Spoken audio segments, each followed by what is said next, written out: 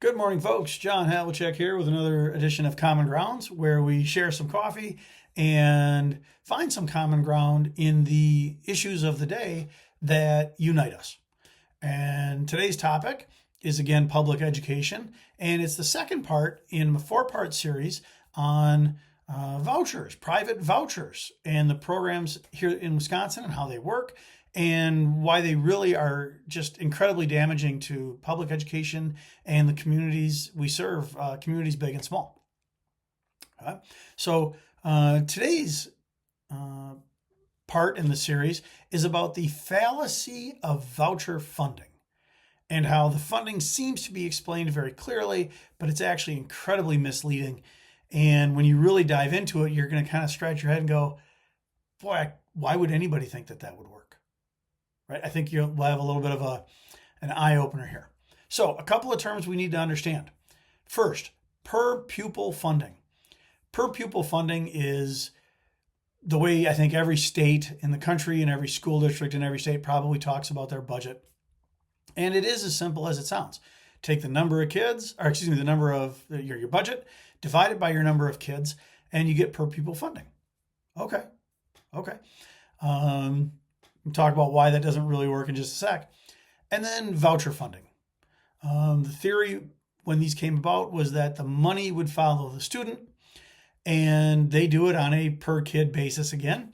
So right now in Wisconsin at the elementary school, the vouchers are worth about $10,000 or $11,000, and at the high school they're worth about $13,000, and that's per kid. Okay, so if 10 kids get a voucher out of a district, if they were all high school kids, let's just say, the school district would lose about $130,000. Okay, all right. So that's per pupil funding, voucher funding. But here's why this doesn't really work. Number one, fixed costs. Okay, that's a term you got to understand. School districts, really any organization, including your household, where you're sitting and hopefully enjoying these videos, you have fixed costs that really don't change based on the number of people. You've got to heat the building, you got to turn the lights on, you have maintenance, you have property taxes, right? Schools pay property taxes. Those costs don't go up and down based on the number of kids. Okay? And then what I call chunks or chunk costs. These are costs that don't wiggle, don't adjust according to small fluctuations. They only really change in big chunks. And this is the staffing. The staffing of your school district or whatever organization is probably 60 or 70% of the budget. But if the school district goes up 3 kids or down 5 kids, that's not going to be reflected in the staffing. But it is going to be reflected in the budget. So when, you pull out 5 kids on a voucher, or on the other end of it, some school that accepts vouchers gets 5 more kids, the costs don't change, just the budget. Okay? And that is what's really going to get at the heart of this fallacy of voucher school funding. So let's take 2 examples. Okay? We're going to talk about a medium-sized district.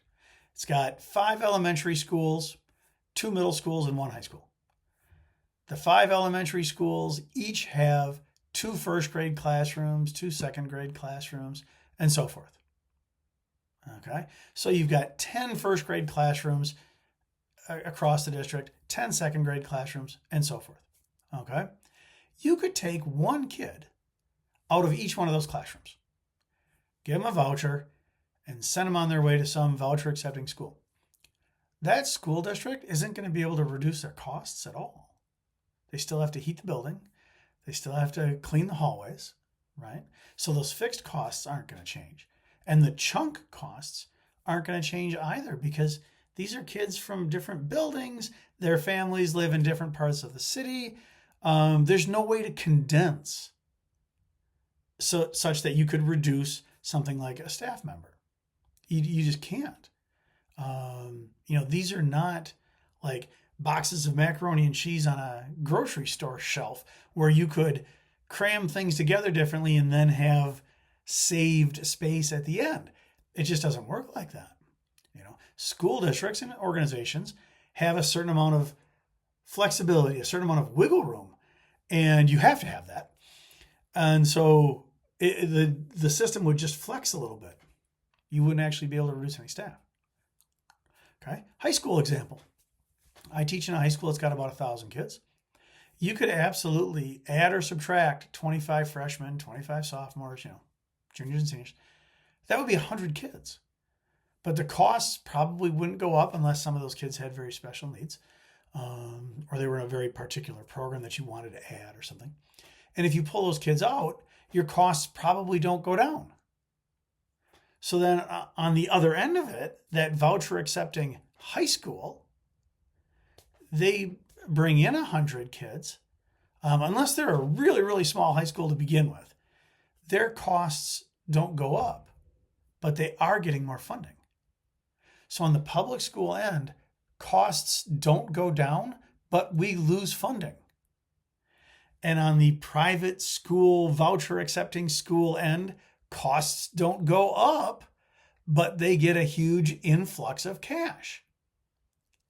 So this system does not work. All it's doing is defunding public schools and propping up private schools that probably wouldn't exist or would have closed years ago because of decreasing enrollment, simply because that's what some legislators wanted to do.